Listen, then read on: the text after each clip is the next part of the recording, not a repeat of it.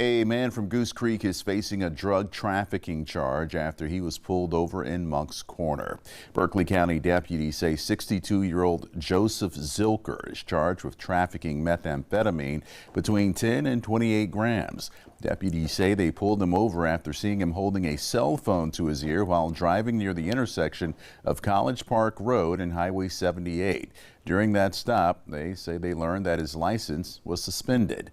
Deputies say a police dog alerted them that drugs may be in the car, prompting a search which uncovered 22 grams of a substance determined to be meth.